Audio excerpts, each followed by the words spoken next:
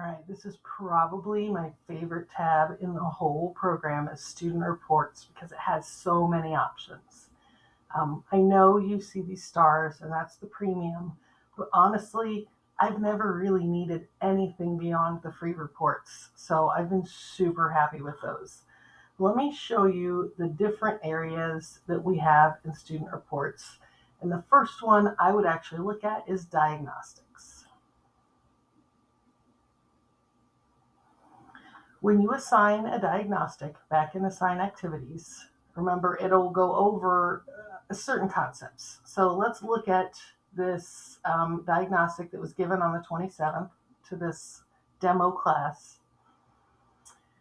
And the first one you see are recommendations. So after these 5 students took it, anything in blue is what they are recommended to be working on. So since Ken Liu did fine on plural and possessive nouns, he's not recommended to work on that. But he is recommended to work on adjectives and adverbs and capitalization and prep phrases, So you can see at a quick glance who is recommended for something and who doesn't need it. Now the difference between the green checks and the black ones are green was already assigned to those students. Black checks are a result of this current diagnostic. So if I click assign activity packs, it's going to assign all of those. Now maybe I think, Jason didn't really need prep phrases. I know he just had a bad time. I know he needed that, whatever. You can turn those recommendations off. They're exactly that, recommendations. But this helps them to plan this personalized path through the grammar concepts for each individual student. So when I click assign packs, now all of them are turned green. You can see that it's still blue, that it was recommended for him, but I did not assign it. So if I change my mind and go back later and go, oh, I was wrong, he really did need that, I can absolutely click that and reassign it. The other thing I love here is when it says, hey, 60% of more kids did not get this topic, I think you better give it to everybody. Okay, and these are whole class activities. These are lessons you can lead, and I'm going to show you one of those. This way, everyone is going to get it. This is not a differentiated topic. They all need some help on this, okay?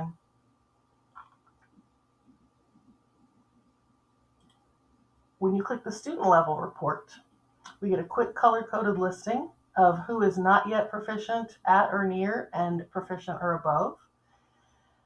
You can see how many questions are on it, their average score on Quill. This is their overall progress on everything they've ever done.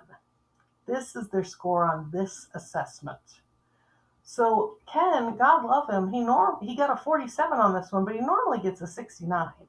Okay, so we know he's already on the lower end. But look at Jason, got a 66%, and normally that's right about where he is, so he's doing pretty well. Nick performed better than average. So you can look at it that way. You can also break them down. Let's go look at Angie. She didn't miss that many.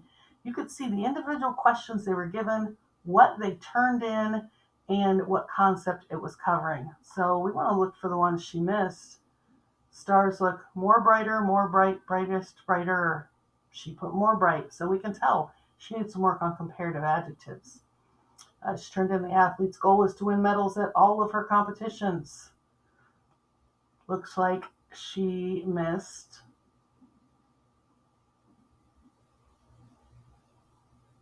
she left off this season. I'm not sure what else they were looking for on that one. Sometimes you'll notice they're really picky. If they leave off something small or if they spell competitions wrong, it will mark it wrong. So sometimes you want to check these. Spelled Pittsburgh wrong. It did not capitalize Halloween, so we've got a capitalization issue. So you could drill all the way down to the individual student. You can go find out more on how they grade. You can also pull up question reports.